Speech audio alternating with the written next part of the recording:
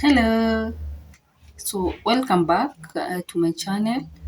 And for today, let's discuss the functions of oral narratives. That's where I stopped in the last lesson. So, number one, they educate. The first function of oral narratives is that they educate.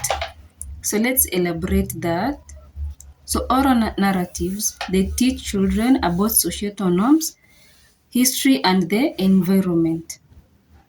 Number two, we have entertainment. Moral narratives were mainly for entertainment.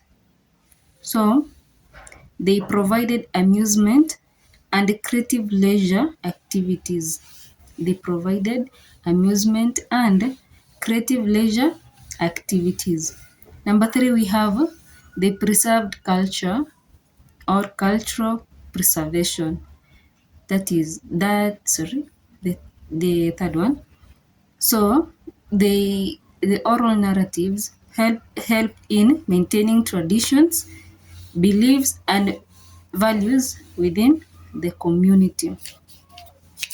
So the last one, we have societal control. So lastly, social control. They reinforce moral behaviors and highlight the consequences of actions. So we said in the previous lesson, I said they always had a moral lesson. That's the main reason why old people used to talk about oral narratives. So at the end of the oral narratives, there was a moral lesson. And what was the purpose of this moral lesson? It was to reinforce moral behaviors, to discourage some bad behaviors from kids as they grow up. So we are done with the main functions of oral narratives. So let's highlight the types of oral narratives.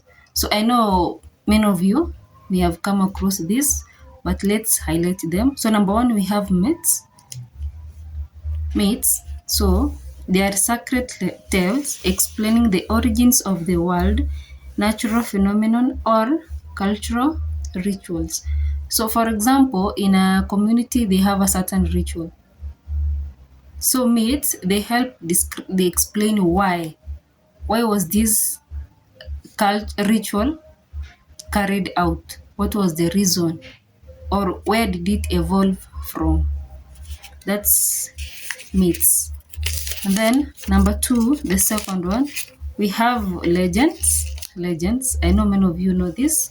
Legends, stories based on historical figures or events, often exaggerated over time. Legends.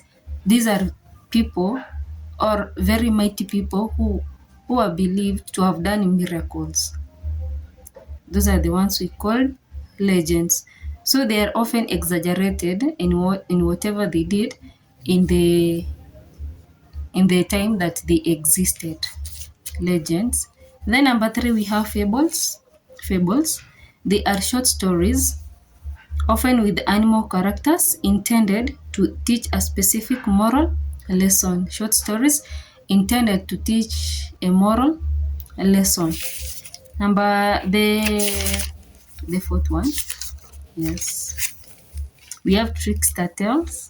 I'll come back and give examples. I'm just highlighting. We have trickster tales, stories focusing on a clever character who outwits stronger opponents. We usually tell kids about these trickster stories. For example, a lion and an elephant. So if you give a comparison of these two animals, a lion and a like not a lion, and a how do you call it? Hare and an elephant. So if we compare these two animals, one is smaller in size and the other one is very huge. So the trickster tales, they always tell us they focus on the clever or the smaller animal being more clever than the bigger animal. And at the end of the story, it usually wins. So those are trickster tales. Another one, we have dilemma stories. Dilemma stories. They always end with a difficult question for the audience to debate. So these are stories that when you hear about them, or when someone or you read those stories, at the end of that story, it does not have a good ending. So you like you're in the you don't know how this story ended. Like, was it in a good way or a bad way, or it leaves a question in your mind, like, what did they do? You have no answer for that question. There is no specific answer for that question. And the other one, we have etiological tales. Etiological tales, stories that explain the origin of a specific feature, specific feature of an animal or natural object. For example, why the giraffe has a long neck. That's an etiological tale.